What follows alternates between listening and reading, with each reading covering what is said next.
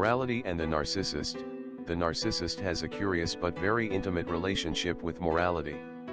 She will never be constrained by it, but it is one of her most effective tools of manipulation. All of us consider ourselves to be free. We believe we have the freedom to live life any way we see fit, within the boundaries of the law. This attitude is exponentially increased in the narcissist. The average person will always limit their activities and choices to things that are beneficial to themselves, but stop short of seeking their own benefits if another person is hurt by their gain. Most people set up a boundary, beyond which they will not go, no matter how much their need. That person will not hurt another human being to fulfill that need. There are gray areas where a person may choose a huge benefit for themselves even if it does cause some discomfort to another human being, and there are also altruistic actions where a person will choose to suffer or bear a cost for the benefit of another human being. The narc is a different animal altogether. The slightest gain for many narcissists is all that is required, even if the cost to multiple other people is enormous. Not the narc's problem. Most narcissists are a bit more restrained and do set up a minor boundary which they will not go beyond without at least some thought. There might even be some consideration for the welfare of others, but the main reason for the narcissist thinking about things is to make sure they will be safe from the repercussions of hurting other people, rather than being concerned about the actual pain that they cause. So a narcissist will make sure they don't get caught breaking the law, and they will make sure they size up the people they know will be harmed before they engage in their treacherous activity. This is where many a narcissist makes a mistake.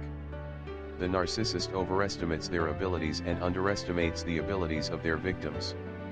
Because the narcissist is so self-deluded, they sometimes expose their own treachery and mental illness publicly without even knowing it. My narc partner was dead set on gaslighting me with her fake sham Instagram accounts, and her posts became so bizarre that her mental illness was obvious to anyone who looked at those posts. One in particular comes to mind. I showed these posts to a number of people and they confirmed that this was the work of a person with mental illness.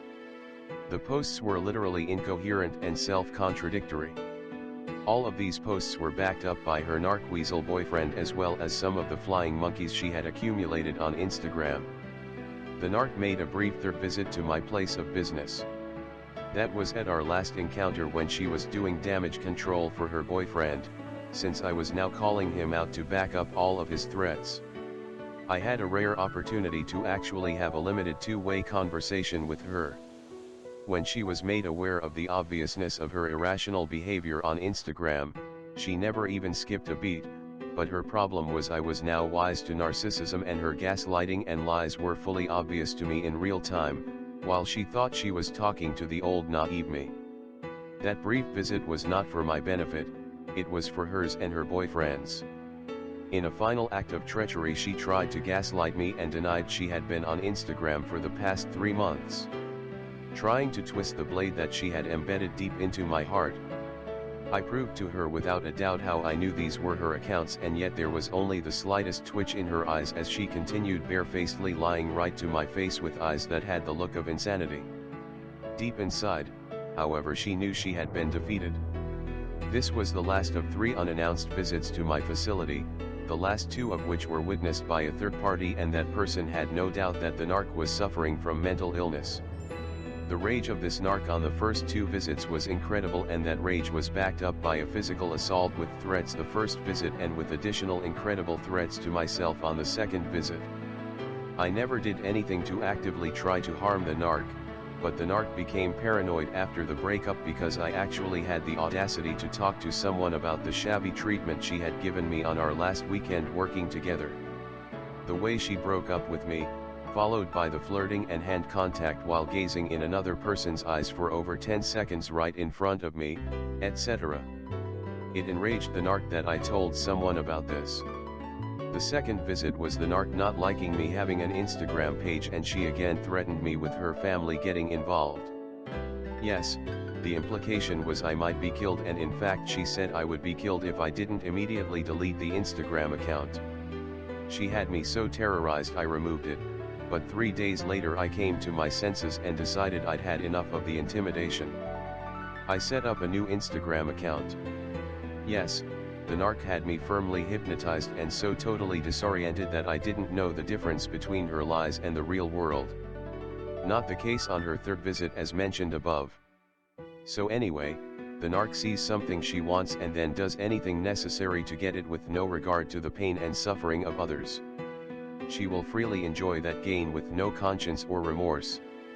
Only the narc's pleasure and desires are important to the narc. The number of unfortunate victims accumulates as the narc goes through her life. Now we will concentrate on the subject of morality. As stated, the narc is addicted to being free to live life as she deems necessary. Morality constitutes an unnatural and unnecessary restraint on that freedom for the narcissist in their business, social, and personal life. We will only focus on the personal relationship aspects in our discussion today.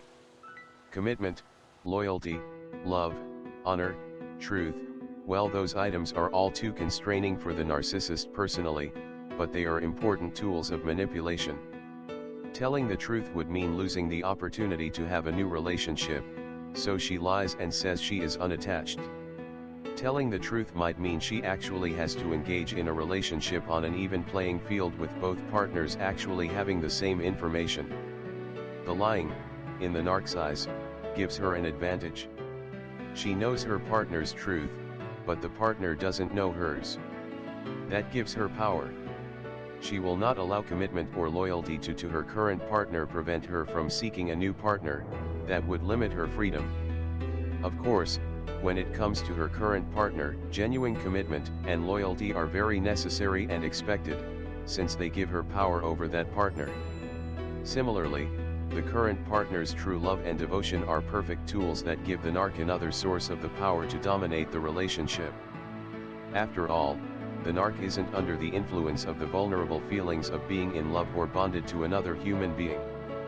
In summary, when it comes to morality, the narc will never allow themselves to be constrained by morals, since they are addicted to freedom and they see morality as constraining. However, the narc does see the value of morals as tools to dominate her partner in a relationship because it gives her an advantage over her partner, a superiority, so the narc does expect her partner to be under the constraints of morality. Thank you for watching. Your comments are welcomed.